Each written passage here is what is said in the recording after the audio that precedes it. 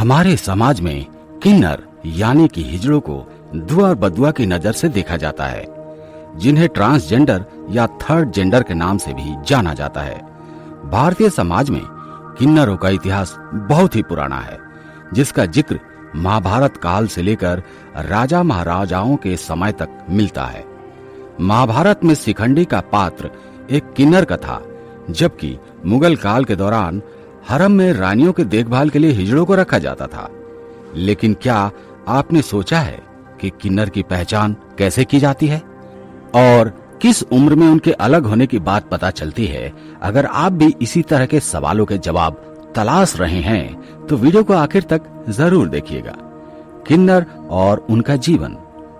किन्नर का जीवन और रहन सहन हमारे समाज से बहुत ही अलग होता है, जिसे समझ पाना आम इंसान के बस की बात नहीं। पाकिस्तान, बांग्लादेश और नेपाल जैसे एशियाई देशों की एक अलग पहचान है, जो टोलियों में रहते हैं और महिला का रूप धारण करते हैं। ये टोलियां शादी ब्याह, बच्चे के जन्म और जश्न के मौके पर घर घर जाकर नाच गाना करती हैं और दुआएं देती हैं, जिसके बदले में उन्हें मुंह मांगे पैसे दिए जाते हैं। हालांकि एशियाई देशों के अलावा किन्नर पूरे विश्व में पाए जाते हैं, लेकिन अन्य देशों में उनका रहन सहन बेहद ही सामान्य होता है और वो नाच गाना करके पैसे कमाने नहीं, दूसरे देशों के किन्नर बच्चे गोद लेकर अपना वंश आगे बढ़ाते हैं। जबकि एशियाई देशों में एक उम्र के बाद किन्नर की पहचान होती है और फिर उन्हें टोली में शामिल कर लिया जाता है। ऐसे में सवाल खड़ा ये होता है कि आखिर नवजात बच्चे की पहचान किन्नर के रूप में कैसे की जाती है। आपको बता दें कि भारत के कुल किन्नर आबादी में से सिर्फ 30% लोग ही पैदाइशी किन्नर हैं, जबकि हमारे देश के किन्नरों की आबादी उनके जन्म के आंकड़ों से कई ज्यादा है।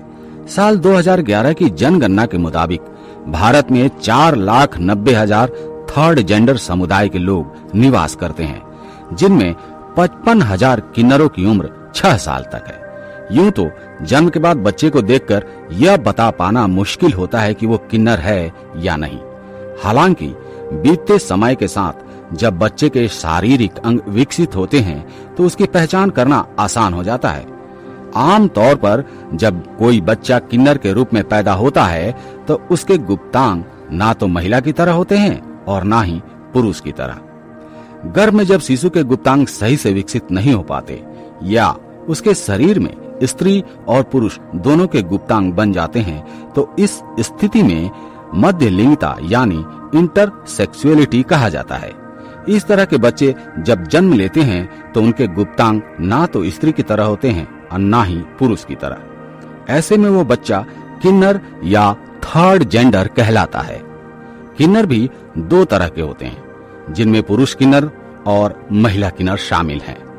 पुरुष किन्नर सामान्यतः पुरुषों की तरह दिखाई देते हैं, लेकिन उनका लिंग पूरी तरह से विकसित नहीं हो पाता और आकार में बेहद छोटा होता है।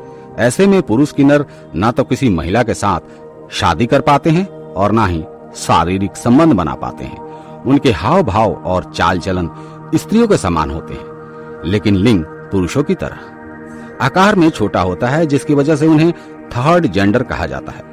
वहीं महिला किन्नर का शारीरिक ढांचा एक लड़की की तरह होता है, हालांकि योनि महिलाओं की तरह डेवलप नहीं हो पाता। उसका साइज बहुत ही छोटा होता है, जिसकी वजह से वो एक पुरुष के साथ फिजिकल रिलेशन नहीं बना पाती। इसके अलावा महिला किन्नर के ब्रेस्ट का आकार भी बहुत छोटा होता है, जिन्हें वो इंजेक्शन की मदद से बढ़ा सकती है।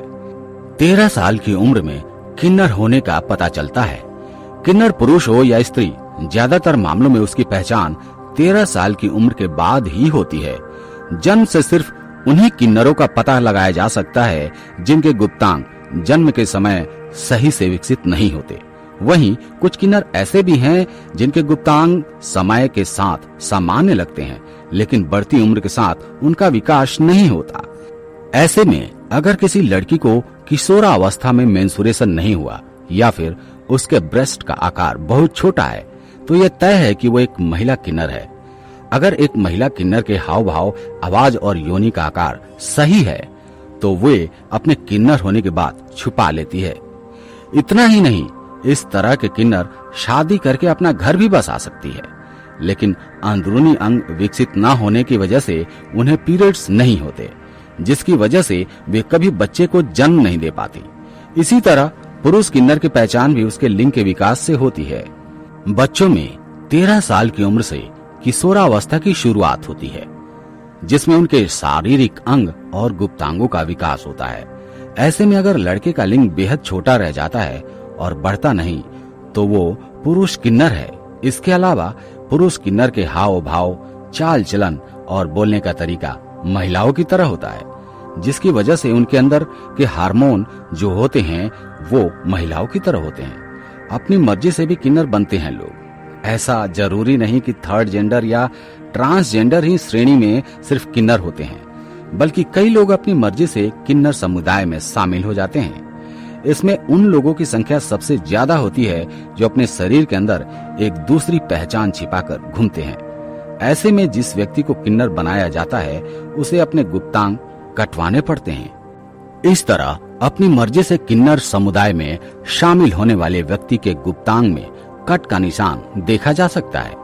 किन्नर समुदाय में किसी बाहरी व्यक्ति को तभी देश मिलता है, तभी जगह मिलता है जब वो उनकी तरह बन जाता है। इसके लिए उस व्यक्ति को अपना शुद्धिकरण करवा के गुप्तांग कटवाना पड़ता है, फिर वो भी किन्नरों की टोली का सदस्य बन जाता है। अब तो आप समझ ही गए होंगे कि किस उम्र में किन्नरों की पहचान होती है और उनके गुप्तांग कैसे होते हैं। अगर आप किन्नरों के बारे में और भी कुछ ज्यादा जानना चाहते हैं तो हमें कमेंट करके जरूर बताएं।